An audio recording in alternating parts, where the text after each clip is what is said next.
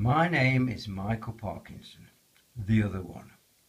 Hello and welcome to the introduction to my book.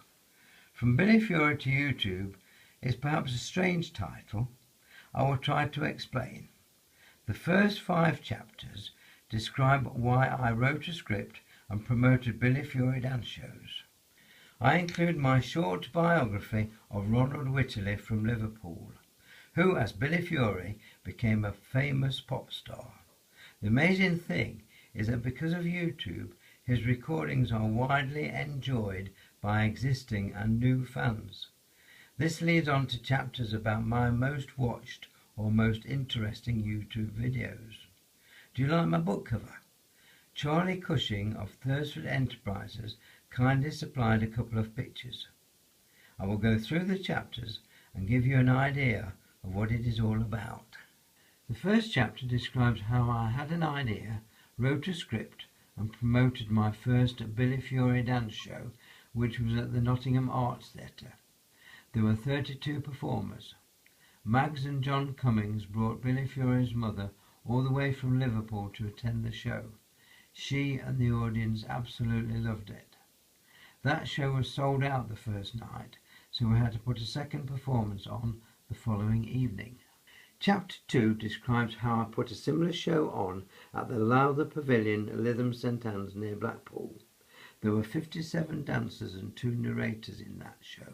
The next show was at the Palace Theatre Mansfield with 87 dancers and 2 narrators. Chapter 4 describes a show at the Floral Pavilion, New Brighton, which overlooks Liverpool Docks and the Mersey where young Ronald Whiteley had worked on a tugboat before achieving fame as Billy Fury.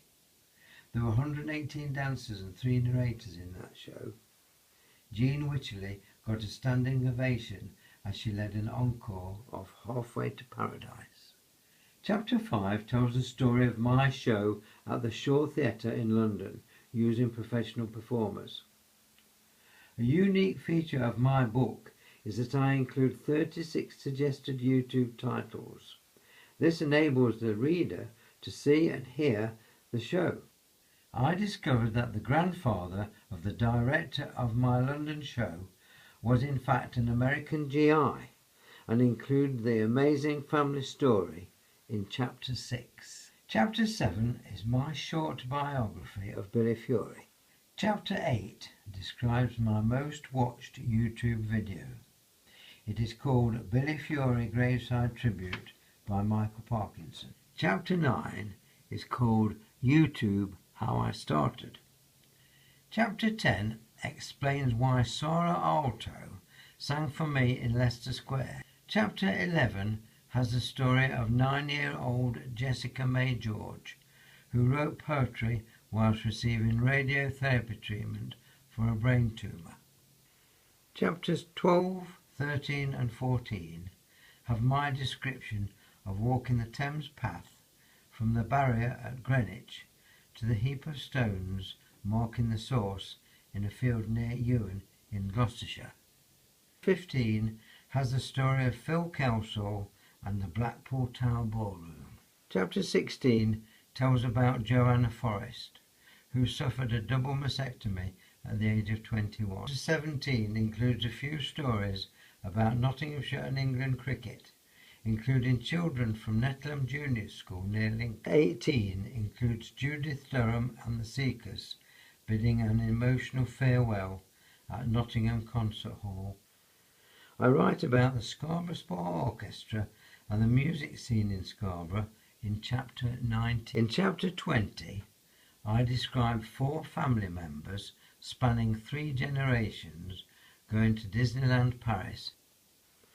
Chapter 21 is my biography of viola player, composer and conductor Eric Coates. Chapter 22 tells the story of Joan and I going to see the Thursford Christmas Spectacular. Chapter 23 features Nottingham Organ Society. Chapter 24 is based on my experience at the Royal Academy of Music. Chapter 25 describes the national charity FAB, P-H-A-B. In Chapter 26 I give details of inexpensive or free London concerts. Chapter 27 features the Scottish Army invading Trafalgar Square. Chapter 28 includes 2 Victorian ballads. Chapter 29 explains why the evacuation of Southwark Cathedral in London led to me promoting a concert for 5 musicians. 31 describes my affliction with celiac disease and the gluten-free diet. Some of my childhood memories are featured in Chapter 32. Chapter 33 has the story of my national service. The gardener and the Alzheimer's lady in Chapter 35 is perhaps the most unusual story in the book. The tuneless choir in Chapter 36 started with a zany idea in West Bridgford, Nottingham, and has led to 19 other choirs being set up. Chapter 37 welcomes the chamber choir of Drake University from Ohio, United States of America. Chapter 38 shows my 3 most watched YouTube videos. The final chapter is 39 and features Danilo Moschetti, an Italian pianist